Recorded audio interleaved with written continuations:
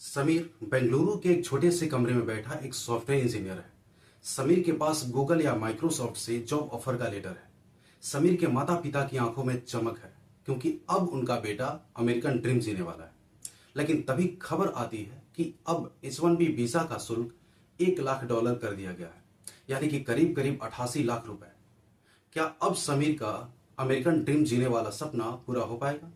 आज की इस एडिटोरियल ब्रेकडाउन में हम चर्चा करेंगे एक ऐसे मुद्दे पर जो भारत के आईटी प्रोफेशनल्स, स्टूडेंट्स और दोनों देशों भारत और अमेरिका के रिश्तों पर प्रभाव डाल सकता है। हाल ही में अमेरिकी राष्ट्रपति डोनाल्ड ट्रंप ने H1B वीजा शुल्क को $1 लाख तक बढ़ाने की घोषणा की है। इस बड़े कदम के बाद क्या परिणाम हो सकते हैं, आइए जानते हैं। अमेरिका में काम करने को इच्छुक विदेशी पेशेवरों के लिए H1B वीजा एक महत्वपूर्ण माध्यम है, लेकिन अब नई नीति के तहत नए H1B वीजा आवेदकों को $1 लाख शुल्क देना होगा। यह शुल्क पहले $2,000 से $5,000 तक था। इस बड़े बदलाव से भारतीय आईटी कंपनी जो अमेरिकी बाजार में प्रमुख भूमिका निभाती रही है वो प्रभावित हो सकती है।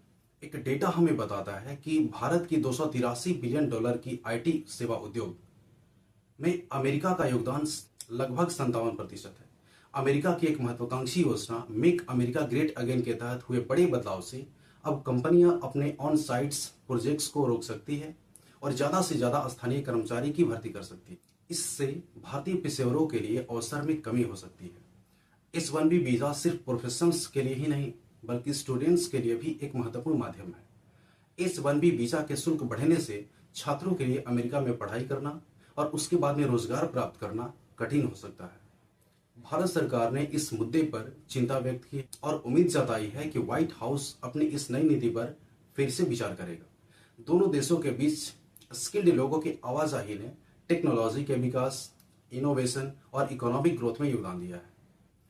यह जो नई H1B वीजा का शुल्क है केवल नए आवेदकों पर ही लागू होगी, यानी जो आवेदन 21 सितंबर के बाद होगी सिर्फ उन्हीं लोगों पर लागू होगी। सरकार ने यह स्पष्ट किया है कि यह नई फीस वर्तमान के वीजा धारकों, उनसे जुड़े रिन्यूअल, उन पेटिशनर्स पर लागू नहीं होगी जो पहले ही दायर कर चुके हैं। अमेरिकी सरकार ने अपने देश के उद्योगपतियों से विचार विमर्श करने के बाद यह प्रस्ताव दिया है H1B चयन प्रक्रिया के तहत दुनिया के सिर्फ हाई स्किल्ड लोगों को ही अमेरिका में काम करने की अनुमति हो। यह कदम साफ संकेत देता है कि अमेरिकी नीति मेकर्स विदेशी वर्कर्स को केवल बेहद जरूरी स्थितियों में ही अनुमति देना चाहते हैं। यह इशारा अमेरिका की एक महत्वाकांक्षी योजना मेक अमेरिका ग्रेट अगेन की ओर है। अमेरिका सिर्फ हाई स्किल्ड लोगों को ही हायर करना चाह रहा है। एवरेज लोगों के लिए उसने एक कैप लगा दिया है, मतलब रोक लगा दिया है। यह नीति न केवल पेशेवरों को प्रभावित कर सकती है बल्कि यह दोनों देशों के रिश्तों और वैश्विक प्रतिस्पर्धा पर भी असर डाल सकती है। अब यह देखना है कि भविष्य में इस नीति में क्या बदलाव होते हैं और इसका प्रभाव क्या होता है। आपके हिसाब से यह नीति सही है या गलत, कमेंट में हमें जरूर लिखें। और अगर आपको यह वीडियो इन्फॉर्मेटिव लगा, आपकी नॉलेज में कुछ वैल्यू ऐड हुआ तो वीडियो को लाइक करें, शेयर करें और सब्सक्राइब करना ना भूलें। मिलते हैं नेक्स्ट वीडियो में एक नए एडिटोरियल बैकग्राउंड के साथ। धन्यवाद।